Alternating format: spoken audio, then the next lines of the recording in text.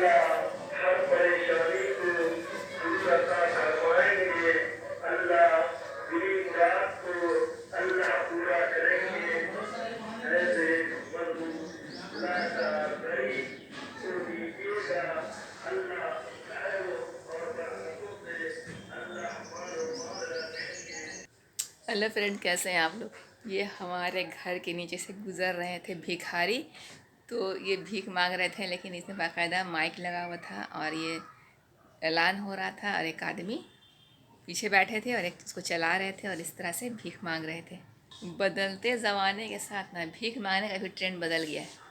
पता है, जब मैं छोटी थी ना तब जो भिखारी आते थे वो बड़े मोतबर से होते थे। उनकी बड़ी सी दाढ़ी होती थी और एक कशकोल काला ब्लैक कलर का कटोरा होता था और बहुत अच्छे से दरवाजे पे खड़े होके अपना कुछ नाच वगैरह पढ़ते थे। और जब उनको कुछ भी दिया जाता था तो वो बिना कुछ शिकायत किए वो ले लेते थे और बहुत सारी दुआ देते थे। और मुझे हमेशा कहते हैं अल्लाह कलम में ताकत दे।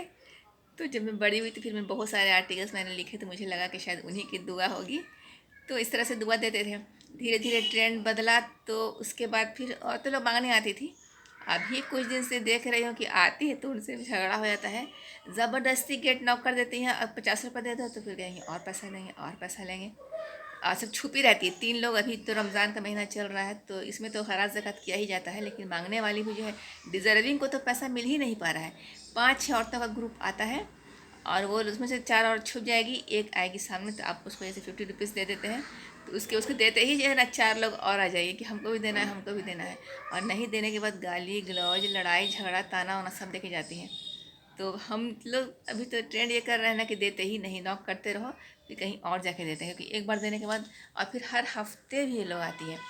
एक ही लोकल ही की औरत बार बार चली जाती है।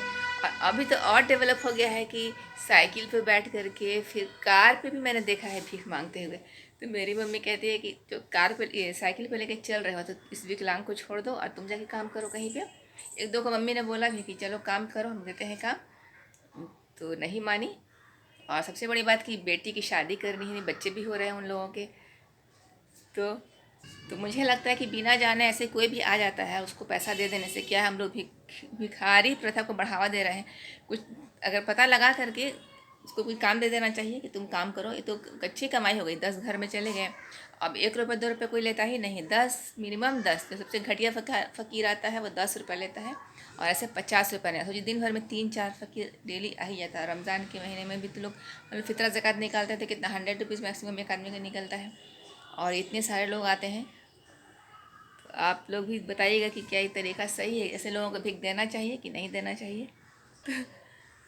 अफ्तार का टाइम हो रहा है, 3:30 बज रहा है।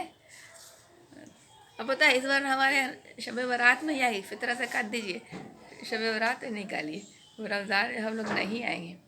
और कई बार ना ज़बरदस्ती गेट ढकेल के घुस जाती है और कई बार घुस जाती है तो निकलती ही नहीं है, पैसा दे के ही जाओ। डर भी लगता है, अकेले घर में घुस गए, कैसे न कैसे लोग हैं।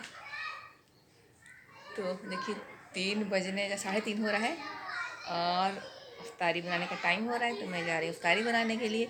मेरी बात से अगर सहमत हो, ये भिखारी लोग का स्टाइल आपको कैसा लगता है, आप लोग के यहाँ ऐसे मांगने आता है कि नहीं, कमेंट करके बताइएगा। तो मिलते हैं अपने अगले ब्लॉग में, तब तक के लिए बाय बाय।